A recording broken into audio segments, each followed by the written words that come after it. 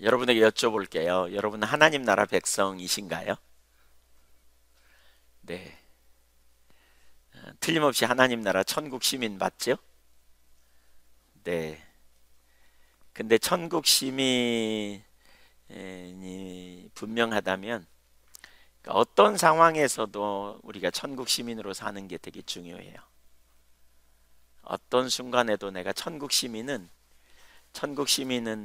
하나님의 통치 아래 들어가는 거죠. 하나님 나라는 하나님의 통치니까요. 어떤 상황에서도 우리가 하나님의 통치 아래 사는 삶이 되어져야 돼요. 그런 삶이 되려면 믿음이 있어야 되거든요. 믿음이 없이는 사실 그 삶을 사는 게 불가능하고요. 우리가 믿음으로 갈 때만 그 삶을 살 수 있어요. 오늘 우리가 읽으려고 하는 다니엘이 바로 그런 사람이죠. 다니엘은 포로로 잡혀갔고요. 그러니까 나라가 혼돈하고 인생의 위기가 올 때에 그는 믿음으로 하나님의 영광을 드러낸 사람이에요. 어떻게 그렇게 했느냐? 그는 하나님 나라에 속한 하나님의 백성이었어요. 그러니까 바벨론에 잡혀갔지만 거기서도 그는 하나님 나라 백성으로서 산 거예요. 그러니까 하나님 나라가 뭐라고요? 하나님의 통치죠. 통치. 하나님 나라의 백성으로 그가 살았기 때문에 하나님 나라 백성은 어디 가서든지 하나님의 통치를 따라 사는 사람이라고 할 수 있어요. 상황이 좋을 때는 하나님 백성이었다가 불리하면 하나님 백성이기를 거부하는 이 삶이 아니고 언제나 하나님과 동행하기를 원하는 이 삶을 선택하는 거죠. 하나님의 통치 곧 하나님의 나라는 환경과 상황에 있지 않아요. 비록 그들의 현실은 바벨론이었지만 다니엘과 세 명의 친구들을 그들이 처한 현실은 바벨론이었지만 그들은 하나님 나라 백성으로 하나님의 통치를 따라 살았어요. 그 삶을 다른 표현으로 말하면 뭐라고 말할 수 있느냐? 거룩한 삶. 거룩이 뭐라 그랬어요? 구별된다 그래요. 구별돼요. 똑같이 살지 않았어요. 왜? 천국 시민이니까 하나님의 통치 가운데 들어가는. 그래서 하나님의 통치 가운데 하나님의 길을 따라 사는 그 삶을 살 때 하나님 나라를 경험으로 알게 됐죠.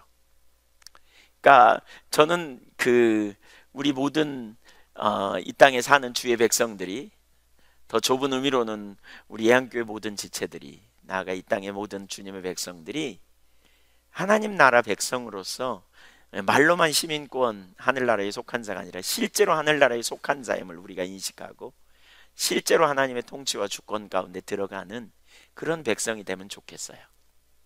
우리의 다음 세대가 그렇게 세워져야 되고요. 우리의 자녀들이 그렇게 믿음으로 세워지는 하나님 나라의 그 믿음의 백성들로 그렇게 세워져야 되고요. 우리 자신이 그렇게 세워지는, 여러분 그런 세대로 우리가 서서 정말 하나님의 영광을 어느 곳에 있든지 드러내는, 바로 그 자리에 있어야 우리가 세상의 빛과 소금의 역할을 감당하는 거죠. 고난 중에도 하나님을 경외함으로 믿음으로 하나님의 길을 선택했고 다니엘과 세 명의 친구들은 마침내 그들은 놀라운 승리를 이루게 됩니다. 삶에서 만나는 위기는 하나님을 만나는 기회가 돼요. 삶의 주관자가 진짜 하나님이구나, 이걸 경험해요. 우리 주변 환경이 어려우면 어려울수록 우리는 살아계신 하나님의 능력을 더 체험할 수 있는 기회가 돼요. 그래서 우리는 우리 인생에 일어나는 위기와 우리 인생에 일어나는 혼돈을, 그러한 파도가 일어나고 풍랑이 일어나는 것을 우리는 낭망할 이유만은 없어요. 왜냐하면 하나님 나라 백성은 하나님을 찾고 의지하고 하나님을 경외하기 때문에 하나님이 위험한 지경에서 건져내시고 또 함께 하시는 역사를 경험하기 때문에 그래요. 우리는 이거 놓으면 죽을 것 같이 느껴질 때가 있어요. 내가 이거 포기하면 죽을 것처럼 느껴질 때가 있어요. 그러나 이게 놓아야 주님을 잡을 수 있거든요. 이거 내가 놓으면, 포기하면 죽을 것처럼 느껴지는 환경. 근데 언제 그걸 놓을 수 있느냐? 위험한 환경이 오고 어려움이 오고 진짜 그런 상황이 되면 이거 아무것도 아닌 걸 발견하게 돼요. 그래서 주님을 의지하고 나가는, 그래서 정말 하나님 은혜를 체험하는 놀라운 승리를 경험하는 일은 바로 위기의 때예요. 고난이 올 때예요. 지금 우리가 국가적으로 큰 위기이고 또 우리 개인의 삶에서도 큰 위기를 경험하는, 어쩌면 이 코로나로 인하여 직장의 문제, 또 자영업자들은 장사가 안 돼서 지금 뭐 거의 죽을 지경인 여러 가지 우리가 만난 모든 환경 속에서 우리가 하나님의 백성임을 잊지 않고 하나님의 백성으로서 올바른 길을 선택하고 나가는 삶이 되어져야 되겠다. 그런 맥락에서 오늘 다니엘서 1장을 읽으려고 합니다.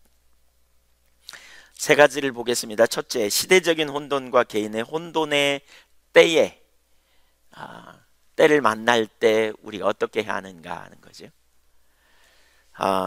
두 가지 혼돈의 때가 있습니다. 첫째, 전쟁에 패배한 유다입니다. 첫 번째 전쟁에 패배한 유다. 다니엘서 1장 1절 2절을 같이 한번 읽어볼까요? 유다왕 여호야김이 다스린 지 3년이 되는 해에 바벨론 왕 느부갓네살이 예루살렘에 이르러 성을 에워쌌더니, 이 1절 이후에 그 다음에 하나님이 능력의 손으로 이스라엘을 구원했더라, 이게 정상 같잖아요. 근데 2절에 보세요. 주께서 유다 왕 여호야김과 하나님의 전 그릇 얼마를 그의 손에 넘기심에 그가 그것을 가지고 신할 땅 자기 신들의 신전에 가져다가 그 신들의 보물 창고에 두었더라. 과거의 전쟁은 민족과 민족 간의 전쟁 이면에 그 뒤에 있는 그들이 믿는 신들의 전쟁으로 이해했거든요. 그래서 어떤 민족이 전쟁에 이기면 그 신이 위대한 신으로 높임을 받고, 패배한 민족이 믿던 신은 형편없는 신으로 이렇게 인정받던 시대에 남유다와 바벨론이 전쟁을 한 거예요. 그 전쟁을 할 때에 남유다가 믿는 하나님, 여호와 하나님과 바벨론 사람들이 믿었던 말뚝이라는 신, 그 신과의 전쟁으로 그들을 이해했어요. 그리고 그런 시대에 바로 남유다가 패배를 당한 거예요. 종교성이 굉장히 강한 거죠. 자기들이 믿는 신이 자기들을 전쟁에서 이기게 한다, 그러한 그 믿음이 굳건했던 그런 시대에 이스라엘 백성들이, 남유다 왕국이 패망을 했어요. 여호야김이 패하고 느부갓네살이 이기고, 여호와 하나님이 아니라 말뚝이 세상을 다스리는 하나님처럼 그렇게 보이는 일이 일어난 거죠. 여러분, 그러한 시대에 살고 있는 여러분이라면 전쟁에 졌을 때 무슨 생각이 들었겠어요? 정상적이라면 1절 이후에, 그쵸? 느부갓네살 왕이 예루살렘 성을 포위했을 때 이스라엘 백성들이 하나님의 도우심으로 놀라운 승리를 이루었다, 이렇게 나와야 되는데, 2절에 보니까 여호와 하나님께서 그들을 저들 손에 붙이셔가지고, 그쵸? 임금이 잡혀가고요. 그 다음에 하나님의 성전에 있던 그 성물들이 잡혀가서 말뚝신에, 그 갈대아 사람들이 믿는, 바벨론 사람들이 믿는 말뚝신 신전에 옮겨지게 되었다. 이런 생각을 하게 되면 무슨 생각이 들겠냐고요. 아마도 몹시 실망스러우면서 상당히 많은 사람은 어쩌면 회의를 느낄 거예요. 하나님 능력 맞아요? 하나님 정말 살아계신 거야? 하나님 믿어도 별거 없네. 아마 많은 사람들이 이런 일로 인하여 하나님을 떠나고요, 이렇게 혼돈에 빠지겠죠. 그렇지 않을까요? 그런 일이 있을 거예요. 그러나 그것은 성경에 보니까 뭐라 그랬어요? 2절에 주께서 붙이셨다, 이렇게 말해요. 하나님 무능하셔서 그렇게 하신 것이 아니에요. 여호와 하나님이 예루살렘을 전쟁에 패하게 하셨어요. 왜요? 여호와 하나님이 성전 기물을 빼앗기게 하셨어요. 왜요? 유다가 하나님을 떠났기 때문이에요. 그래서 심판하시는 거예요. 하나님은 어떤 순간이든지 영원히 통치자여 왕이신 것을 우리는 성경에서 분명히 볼 수 있어요. 그런데 왜 하나님이, 당신의 백성들이 하나님을 하나님에 대한 어떤 그 무능하다고 여기고 판단할 수 있는 여건이 됨에도 불구하고 그런 방법을 선택하셨느냐는 거죠. 하나님이 하나님의 백성을 돌이키게 하려고 하는 의도를 갖는 거죠. 근데 바로 그런 순간에도 하나님을 경외하는 다니엘과 세 명의 친구들은 자신들의 삶을 통해 하나님을 믿음으로 하나님께 주도권을 드리고 하나님이 곧 역사의 주관자라는 사실을 뒷부분에서 보면 드러냅니다. 하나님이 우주 만물을 창조하신 역사의 주관자다. 그래서 그 바벨론의 왕들이 결국 그런 고백을 할 수 있도록 거기까지 믿음으로 반응해 승리합니다. 다니엘 이야기는 모든 시대와 상황 속에 하나님이 계시지 않은 것 같은 절망 중에 믿음의 사람들이 가져야 될 올바른 자세가 뭔지를 보여줘요. 그리고 그들을 통해 어떻게 하나님의 영광이 드러나는가를 보이게 돼요. 우리가 인생을 살면 이런 일이 수도 없이 있죠.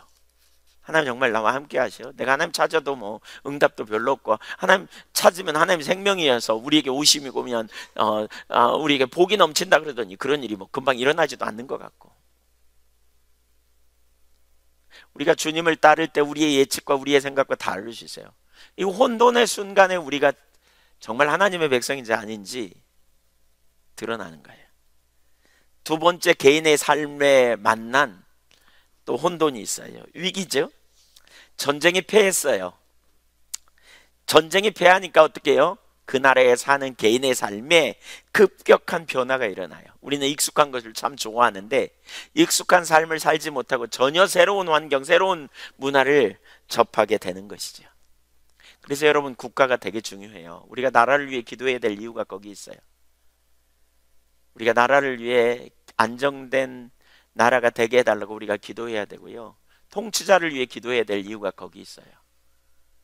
분열을 조장하는 자리에 서기보다 정말 하나님께서 은혜를 베푸셔서 올바른 자리에 설 수 있도록 은혜를 부어달라고 우리가 기도해야 될 필요가 거기 있는 거예요. 나라를 위해 우리가 기도해야 될 이유가 거기 있어요. 거기 있어요. 정신을 바짝 차려서 하나님의 지혜로 올바른 통치자가 될 수 있도록 해달라고 국가를 위해, 대통령을 위해, 지도자들을 위해 우리가 기도해야 될 이유가 거기 있죠. 어쨌든 지금 다니엘 시대의 백성들은 이제 포로로 끌려가고 엄청난 어려움을 당합니다. 그 중에 다니엘과 3명의 친구들이 있습니다. 1장 3절 이하를 보겠습니다. 왕이 환관장 아스부나스에게 말하여 이스라엘 자손 중에서 왕족과 귀족 몇 사람, 곧 흠이 없고 용모가 아름다우며 모든 지혜를 통찰하며 지식에 통달하여 학문에 익숙하여 왕궁에 설만한 소년을 데려오게 하였고 그들에게 갈대아 사람의 학문과 언어를 가르치게 하였고, 또 왕이 지정하여 그들에게 왕의 음식과 그가 마시는 포도주에서 날마다 쓸 것을 주어 3년을 기르게 하였으니 그 후에 그들은 왕 앞에 서게 될 것이니라. 볼모로 잡아갔다는 거예요. 이거 볼모로 잡아다가 뭐 하겠다는 거예요? 훈련시키겠다는 거예요. 그들의 정신을 개조해서 갈대아 사람처럼 만든다는 거예요. 언어와 학문을 가르쳐가지고 지식을 가르쳐서 갈대아 사람처럼 만들어 놓겠다는 거예요. 젊은 아이들 데려다가. 그래서 인재 양성이라는 측면으로 볼 수도 있지만 결국 뭐예요? 갈대아 사람들이 쓰는 말, 바벨론 사람들이 쓰는 그 말, 그 다음에 그 문화, 그 통치 방식, 그래서 그 삶으로 젖어지게 바꾸겠다는 거예요. 근데 6절에 보니까 그들 가운데는 유다 자손 곧 다니엘과 하나냐와 미사엘과 아사랴가 있었더니 환관장이 그들의 이름을 고쳐 다니엘은 벨드사살이라 하고 하나냐는 사드락이라 하고 미사엘은 메삭이라 하고 아사랴는 아벳느고라 하였더라. 전쟁에 패하면서 포로로 잡혀갔어요. 포로로 잡혀갔어요. 그들을 위해 여러 가지 좋은 조건을 가지고 있지만 사실은 그들의 정체성을 뜯어 고치려고 해요. 그 정체성을 뜯어 고치려고 하는 전형적인 예가 7절에 나와요. 이름을 바꿔버렸어요. 이름을 고쳤어요. 우리 일제시대에 창씨 개명한 것처럼 이름을 바꿨죠. 근데 그 이름을 어떻게 바꿨는가? 여기 보니까 뭐라고 바꿨어요? 다니엘을 벨드사살. 여러분, 다니엘을 벨드사살이고 바꾸거나 여기 이름을 바꾼 걸 보면 하나님을 그 유다 사람들의 이름에는 꼭 하나님이 들어가거든요. 하나님을 그들의 인생에서 제해버려요. 오히려 그 갈대아 사람들이 믿는 신의 이름으로 바꿔버립니다. 그래서 이런 겁니다. 다니엘은 하나님의 심판이라는 뜻이 있는데 벨드사살이라는 말은 벨이여 영원하라, 이런 말로 바꿔버렸어요. 이런 이름으로 바꾸라는 거예요. 정체성을 바꿔버린 거예요. 하나님 아는 주 여호와는 은혜로우시다 라는 말인데 사드락 월신의 명령, 이렇게 바꿔버렸어요. 미사엘 하나님과 같은 이가 누구인가 라는 뜻입니다. 그런데 그 이름을 메삭으로 바꿨는데 무르닥과 같은 이가 누구인가 라는 뜻입니다. 아사리아 그 이름은 여호와는 돕는 자이시다 라는 뜻입니다. 근데 그 이름을 아벳느고라고 바꾸라고 해요. 근데 아벳느고의 뜻은 뭐냐? 말뚝의 아들인 느고의 종이다. 그래서 자기들이 믿는 신의 이름을 넣어서 이름을 다 바꿔버립니다. 이스라엘의 정체성은 뭐예요? 남한국 유다의 정체성은 뭐예요? 하나님이에요. 여호와 하나님이에요. 하나님부터 시작됐어요. 근데 하나님의 은혜로, 하나님의 자비로, 하나님은 심판, 또 하나님은 돕는 분, 그 이름을 부르면서 하나님을 생각하는 그들의 이름을 싹 바꿔버린 거예요. 자기들이 믿는 신과 연관해서 이름을 다 다르게 지어버렸어요. 개인의 삶에 엄청난 혼돈이 있어요. 그들은 어렸을 때부터 태어나면서부터 모태신앙이었어요. 태어나면서부터 십계명도 외우고 태어나며 자라면서 그들은 모세 오경도 암송하고 그들은 당연히 예배당에 가서 예배하고 성전에 가서 제사하고 하나님을 찾고 그들은 유월절과 절기를 지키면서 하나님을 예배했고, 그런데 지금부터는 끝이에요. 그게 그들의 인생에서 하나님을 빼내버리고 그들의 인생에서 민족의 정체성을 빼내버리려고 의도된 그 교육 현장에 가게 된 거예요. 이전과 완전히 다른 환경. 바로 이런 환경에 우리가 뭘 볼 수 있느냐? 우리의 믿음이 테스트됩니다. 제가 서두에 그런 말씀 드렸죠. 여러분 하나님 백성 맞습니까? 여러분 하나님 나라에 속해 있습니까? 바꿔 말하면 여러분은 하나님의 통치받는 자입니까? 다니엘 일행이 포로로 잡혀가기 전까지는 그 삶이 너무나 자연스러웠습니다. 그 문화 속에서 살았습니다. 그 환경 속에서 살았습니다.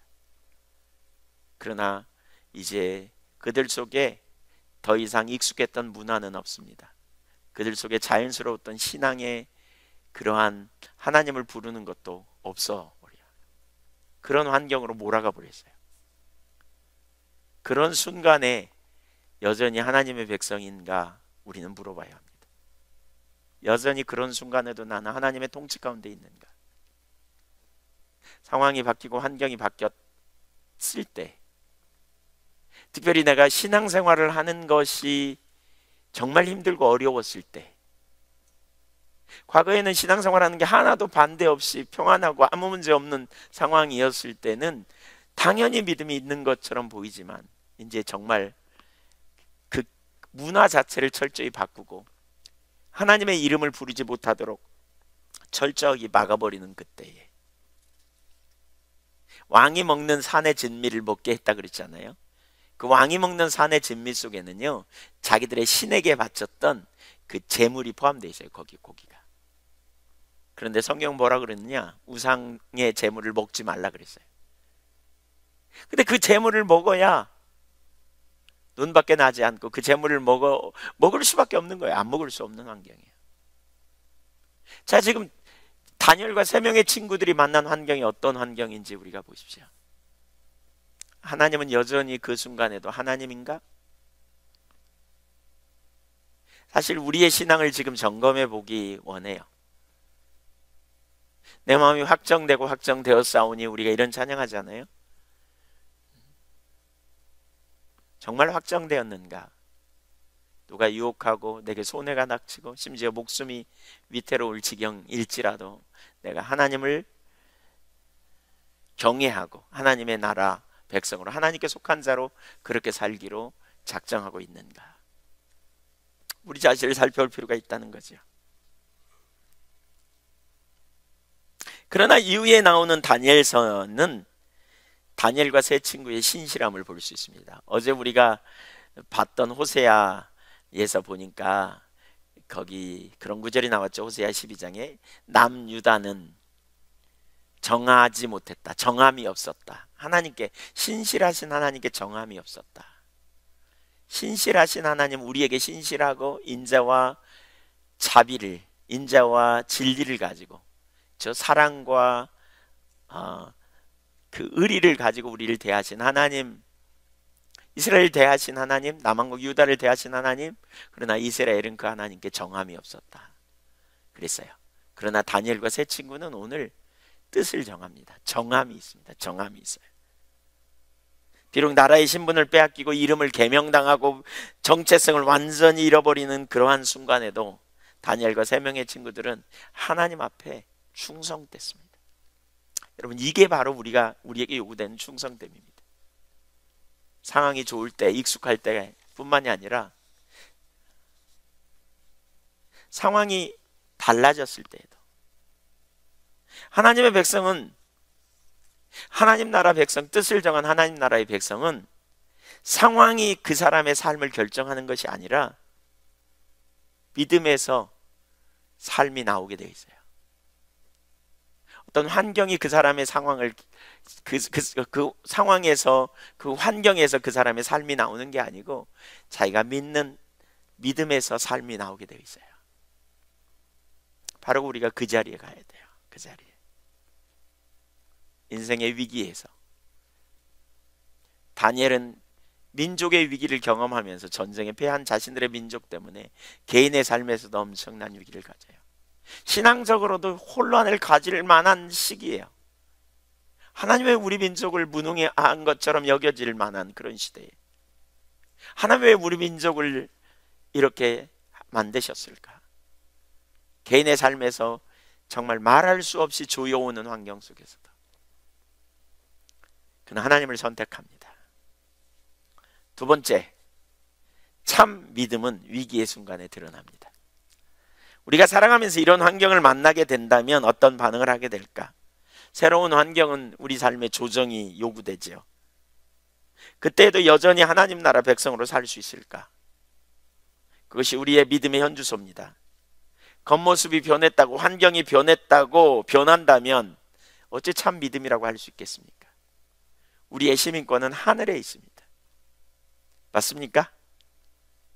우리의 시민권은 하늘에 있습니다. 우리는 하나님 나라 백성입니다.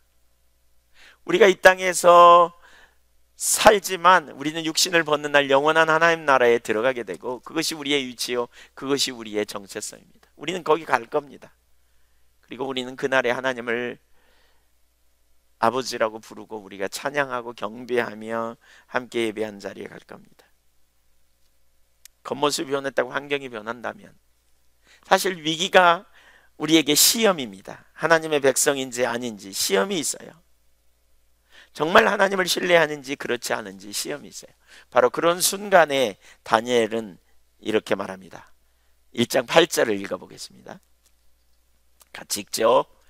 다니엘은 뜻을 정하여 왕의 음식과 그가 마시는 포도주로 자기를 더럽히지 아니하리라 하고 자기를 더럽히지 아니하도록 환관장에게 구하니. 뜻을 정하여, 무슨 뜻을 정했다고요? 하나님을 경외하는 것.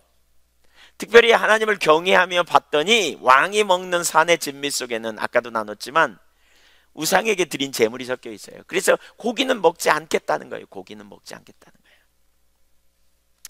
이것은 매우 위험한 일입니다. 환관장에게 밉보일 수도 있는 일입니다. 환관장이 찍히면 환관장이 추천해가지고 높은 자리로 갈 수 있는 길이 막힐 수 있습니다. 환관장에게 찍히면, 심하면 그는 노예로 팔려갈 수도 있습니다. 환관장에게 찍히면, 정말 심하면 그는 죽임을 당할 수도 있습니다. 바로 그런 상황에 뜻을 정한 겁니다. 뜻을 정한 겁니다. 어떻게 그럴 수 있을까요? 그래서 우리 신앙이 정말 중요한 게 뭐냐면 하나님을 사랑하는 자리에 있는 거예요. 사랑이 뭐라 그랬어요? 사랑은 비교 불가의 사랑이라고 그랬어요. 탁월한 사랑. 무엇이 우리 인생의 최고의 가치인가? 여러분, 하나님을 사랑하는 것이 우리 인생의 최고의 축복인 것을 우리가 알지 못하면 누가복음 14장 26절에 내 부모나 처자나 형제나 심지어 자기 목숨까지 미워하지 아니하면, 그러니까 덜 사랑하지 않으면, 이런 표현이라 그랬죠. 정말 하나님을 탁월하게 사랑하는 이 사랑이 우리 안에 있어야 우리가 어떤 순간에서라도 우리는 주님을 선택하는 믿음의 자리에 갈 수 있어요. 지금은 위기의 순간이고 어려움이 있고 혼돈이 있고 바로 그런 순간인데, 우리가 무엇보다 다니엘과 같은 그런 믿음 갖기를 우리가 사모하고 주님을 찾는 자리로 가야 되겠어요. 여러분, 그러한 신실한 믿음으로 하나님 앞에서 이런 결론이 나와야 돼요. 사실 이건 가치의 문제입니다. 가치. 뭘 소중하게 여기느냐. 예수님이 말씀하신 것처럼 재물이냐 하나님이냐, 두 주인 안 된다 그랬어요. 하나님과 재물을 겸하여 섬길 수 없다 그랬어요. 우리가 사랑하는 것을 소중히 여겨요. 그리고 그것의 법칙을 따라간다 그랬어요. 하나님을 사랑하면 하나님을 소중히 여겨요. 존중히 여기기 때문에 그분의 말씀을 소중히 여겨요. 그래서 어떤 순간에라도 하나님을 부인하지 않는 거죠. 배반하지 않는 거죠. 하나님의 길로 행하는 거죠. 돈을 사랑하면 돈을 소중히 여기기 때문에 돈의 법칙으로 따라갈 수밖에 없다 그랬어요. 가치의 문제예요. 가치. 다니엘은 이미 그 가치가 정해진 거예요. 저는 우리 한교회 지체들에게 정말 이 가치관의 혁명이 일어나고요, 매 순간마다 하나님을 최고의 가치로 여기는 일이 그냥 귀로만 듣는 게 아니라 실제적인 삶 속에서 더 구체적으로 적용되고 사라짐으로 말미암아 사실 하나님의 영광을 경험할 수 있기를 간절히 원합니다. 이게 실제가 되는 일은 뭐예요? 설사 내가 하나님 쫓아가다가 하나님 내가 기대했던 바가 안 이루어져도 전 하나님입니다, 이렇게 고백할 수 있어야 돼요. 그래도 전 하나님의 뜻이 제 삶의 최고의 가치요 기쁨입니다 라고 고백할 수 있어야 돼요. 떡보다 하나님, 재물보다 하나님, 명예보다 하나님, 소유의 가치보다 존재의 가치, 우리 인생의 최고의 가치, 은을 구하는 것보다 금을 구하는 것보다 여호와 알기를 구하라. 그렇죠? 다윗이 시편 27편 4절에서 내 평생에 한 가지를 구하리니, 바로 그렇게 돼야 이 기도가 가능해요. 여러분, 우리가 이번 주간에 우리 주님 찾을 때 바로 이런 중심의 마음을 가지고 하나님을 더 깊이 구하고 갈망하면 좋겠어요. 그래야 우리가 다니엘처럼 살아요. 여러분, 우리 다음 세대가 그렇게 세워지기를 원하고요, 하나님 영화롭게 하며 기뻐하시는 삶으로 나가는 1장 9절을 보십시오. 하나님이 다니엘로 하여금 환관장에게 은혜와 긍휼을 얻게 하신지라. 하나님을 경외하고 나갔더니 뜻을 정하여 죽기를 각오하고 죽으면 죽으리다 뜻을 정하여 내가 하나님을 기쁘시게 하는 삶을 살리라 라고 뜻을 정했더니 하나님을 경외하는 자에게 피할 길을 내세요. 하나님이 주변에 은혜를 돕는 손길을 붙이세요. 주변에 은혜를 부어주시기 시작해요. 요셉도 비슷한 사람이잖아요. 창세기 39장 21절에 보니까 여호와께서 요셉과 함께 하시고, 창세기 39장은 하나님이 요셉과 함께 하셨다 그랬어요. 특별히 요셉이 보디발 장군의 아내의 유혹을 받고 단호하게 거절하며 하나님을 경외함으로 하나님 뜻대로 서게 될 때에 하나님이 요셉과 함께 하셨어요. 전옥이 그걸 알고요, 전옥에게 은혜를 받게 하셨다. 여러분, 뜻을 정하여 나아가면 엄청 손해볼 것 같고요, 그렇게 뜻을 정하여 나가면 바보가 될 것처럼 느껴지기도 하고요, 앞이 안 보일 것처럼 느껴지기도 하고, 사실 이런 두려움 때문에 우리가 주님 못 돌아가는 거죠. 많은 경우에 타협하는. 그러나 우리가 주님 뜻을 따라 주님을 의지하고 나아갈 때 주님께서 우리에게 피할 길을 내시고 돕는 손길을 보내시고 능력으로 역사하시는 이 사실을 깊이 받으시면 좋겠어요. 하나님은 여러분의 의요 생명이세요. 우리에게 능력이세요. 저와 여러분이 그 자리에 있기를 간절히 원합니다. 아멘. 삶의 문제와 고난 당할 때 우리가 두려워하거나 염려하지 말고 하나님의 도우심을 쫓아가야 돼요. 하나님을 믿음으로 봐야 돼요. 따라서 해보십시오. 우리는 영원히 하나님 나라 백성이다. 어떤 자리에 있든지 우리는 하나님 나라 백성임을 기억해야 돼. 난 하나님 나라 백성이에요. 우리의 시민권은 하늘에 속한 자예요. 그래서 하나님 나라 백성인데 하나님 나라의 법을 따라 사는 게 당연한 거죠. 하나님을 경외함으로 살아가는 거예요. 바라기는 성령께서 우리 가운데 더 조명하셔서 저나 여러분이나 하나님을 더 깊이 알고 그 가치를 알고 그 놀라운 하나님 나라의 그 놀라운 약속, 그리고 그 안에 있는 그 풍요를 알아서 별로 비교할 수 없이 별로 덜 중요한 거,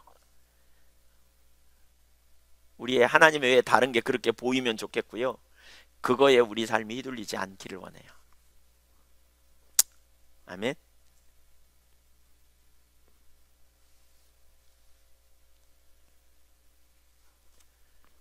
14절 15절 보겠습니다. 14절 15절. 그가 그들의 말을 따라 열흘 동안 시험하더니요. 자, 환관장에 은혜를 부어서 채소만 먹으라고, 이렇게 먹게 해달라고 말했더니 이제 그렇게 한 후에 이렇게 시험합니다. 그가 그들의 말을 따라 열흘 동안 시험하더니 열흘 후에 그들의 얼굴이 더욱 아름답고 살이 더욱 윤택하여 왕의 음식을 먹는 다른 소년들보다 더 좋아 보인지라. 이게 은혜예요. 이게 은혜. 은혜예요. 제가 가만히 성경을 묵상하다 그런 생각이 들었어요. 다른 소년들은 다 유대인들이잖아요. 그들이 성경을 모르는 것도 아니고 고기 먹는 거, 이거 하나님 안 기뻐하는 거 알았을 텐데 타협하고 먹는 거죠. 말 찍소리 못하고 먹는 거예요. 그냥 다른 소년들은. 그러니 얼마나 그게 소화가 잘 됐겠어요. 그거 그게 살로 갔겠어요. 아마 먹으면 체하고 먹으면 체하고 그런 애들도 적지 않았을 거고요. 다니엘과 세 친구들은 얼마나 그 고기는 안 먹어도 그런 거 먹으면서 말이에요, 얼마나 마음이 편했을까 생각해 보세요. 사실 그런 것도 있지 않았을까 싶어요. 19절 20절을 한번 보겠어요. 17절. 하나님이 이대의 소년에게 학문을 주시고 모든 서적을 깨닫게 하시고 지혜를 주셨으니 다니엘은 또 모든 환상과 꿈을 깨달아 알더라. 어떻게 그랬더라? 하나님이 그렇게 하게 하셨다. 이게 하나님이 함께 하시는 거예요. 여러분, 하나님이 함께 하는 거 원하시죠? 네, 하나님 함께 하기는 원하면서 우리는 조금만 손해볼 일이 있으면 하나님 그냥 무시하고 우리 마음대로 살아가면서 하나님이 함께 하기를 바란다면 안 되죠. 그렇죠? 그거 올바르지 않죠. 그렇죠? 하나님이 어떤 분인가를 우리가 묵상하고 하나님 누구신가를 우리가 생각하고 정말로 우리의 삶의 주도권을 하나님께 드리고 우리의 존재를 주님께 드리고 주님의 영광을 위해 살기를 우리가 구하고 나가시면 좋겠어요. 그렇게 하시자고요. 13절 거기 18절. 왕이 말한 대로 그들을 불러들일 기한이 찼으므로 환관장이 그들을 느부갓네살 앞으로 데리고 가니 왕이 그들과 말하여 봄에 무리 중에 다니엘과 하나냐와 미사엘과 아사랴와 같은 자가 없으므로 그들을 왕 앞에 서게 하고 왕이 그들에게 모든 일을 묻는 중에 그 지혜와 총명이 온 나라 박수와 술객보다 10배가 나온 줄을 아니라. 어떻게 그렇게 됐어요? 고린도전서 1장 30절에 너희는 하나님께로 나서 그리스도 예수 안에 있고 예수는 하나님께로 나서 너희에게 지혜와 뭐와? 지혜와 의로움과 거룩함과 구원함이 되었다. 하나님의 지혜가 함께할 때 진정한 지혜가 있는 거예요. 우리 잠언만 읽어라, 태교가 좋다, 뭐 그런 표현 하잖아요. 잠언이 뭘 가르치냐? 잠언, 이 세상에서 가장 지혜롭게 살다가 간 솔로몬이 잠언 1장 7절에서 여호와를 경외함이 지혜의 근본이고 지식의 근본이고, 잠언 9장 10절에 보면 여호와를 경외함이 지혜의 근본이라 그랬어요. 결국 뭐야? 하나님 인식하고 사는 것이 지혜예요. 그렇게 될 때 하나님이 우리의 삶의 왕이요 생명으로 오는 거예요. 여러분 지혜 없습니까? 하나님을 경외하고 하나님의 뜻대로 살아가는 것, 그게 지혜예요. 하나님 능력이에요. 하나님 신실하세요. 하나님 능치 못함이 없는 분이세요. 우리가 어린아이처럼 정말 겸손하게 하나님의 하나님 되심을 인정하고 믿음으로 나아가는 믿음의 종들이 다 될 수 있기를 주님의 이름으로 축원합니다. 제가 그렇게 되기 원하고요. 여러분도 그렇게 되면 좋을 것 같고요. 우리가 존재를 다해 하나님을 사랑하고 하나님 뜻대로 가고 하나님의 길로 행하고 하나님 의도하시고 목적하신 자리에 서고 믿음으로 나아가는 우리 모두가 그렇게 되면 좋겠어요. 그렇게 되면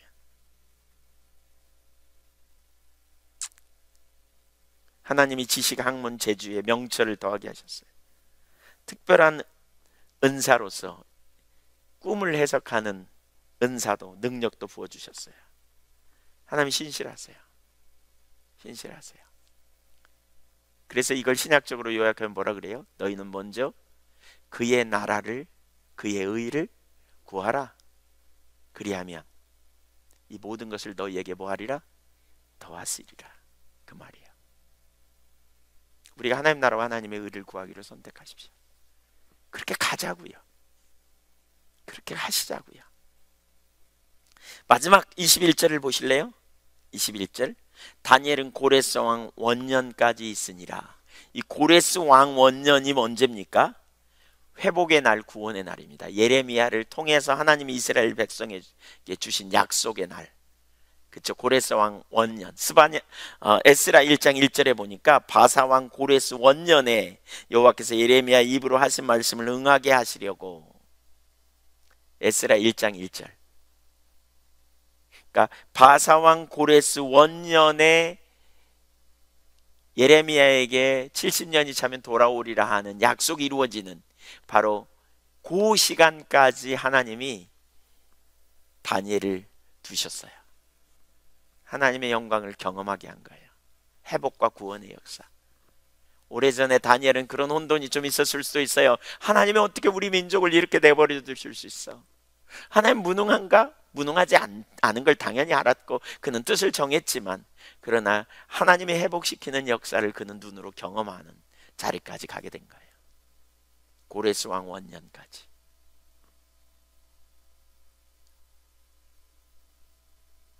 위기가 오고 혼돈이 있고 또 한편으로는 죽음이 상당히 가까워요. 그렇죠?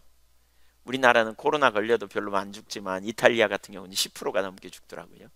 10명 중에 1명 이상 걸리면 죽어요. 걸렸다 하면 그냥 10명 중에 1명 가까이 걸려요. 사실 이런 전염병이 앞으로 굉장히 많이 창궐할 거다 이런 예측이 있죠. 이번만이 아니고요. 삶과 죽음이 별로 멀지 않아요. 여러분 위기와 평화는 별로 그렇게 멀지 않아요. 우리 중심을 살펴보세요. 정말 우리가 이런 기회에 우리 자신을 살펴보고 뜻을 정하여 하나님 앞에 우리가 정직하게 서는 자리로 가야 되겠다 싶어요. 저는 이번 우리 이 기간이 끝나고 다시 우리 예배당에 교회에 모일 때 사람들이 얼마나 모일지, 또 한국 교회가 얼마나 교회들의 그 가나안 교인처럼 입술로는 예수 믿는다 그랬지만 교회 안 나가는 사람들이 얼마나 많을지 드러나는 한 기회라고 생각해요. 채로 거르는 시간이 아닐까 싶어요.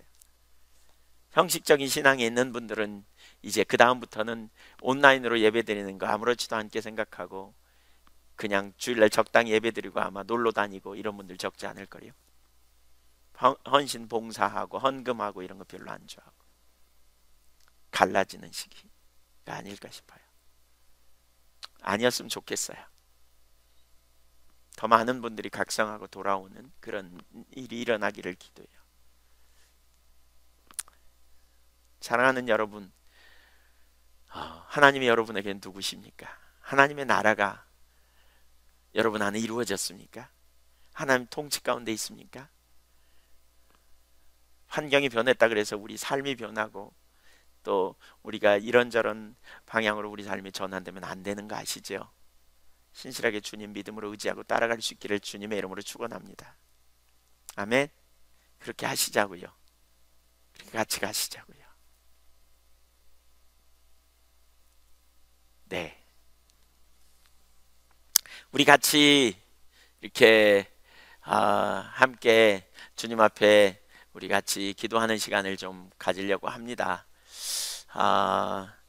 오늘 다니엘서를 생각하면서 정말 이 땅에 우리 자신을 포함해서 신실한 믿음의 사람으로 우리가 서고, 또 이 땅에 정말 하나님을 경외하는 무리들이 있는가 하나님이 살펴보실 때 가장 먼저 하나님이 누구를 찾을까 생각해 보면서, 또 이 땅에 그렇게 하나님을 경외하며 사는 무리들이 얼마나 있을지 생각해 보면서, 물론 숨겨진 7천인의 사람들이 있듯이 곳곳에 있어요. 다른 사람 말고요, 우리 자신이 어떤지 생각해 보고, 우리가 정말 그러한 자리에 우리 자신이 먼저 서기를 구하고요, 그리고 하나님 앞에 우리가 그런 그 은혜를 구하고 갈망하고 사모함으로 그렇게 우리가 주님 찾으면 좋겠어요.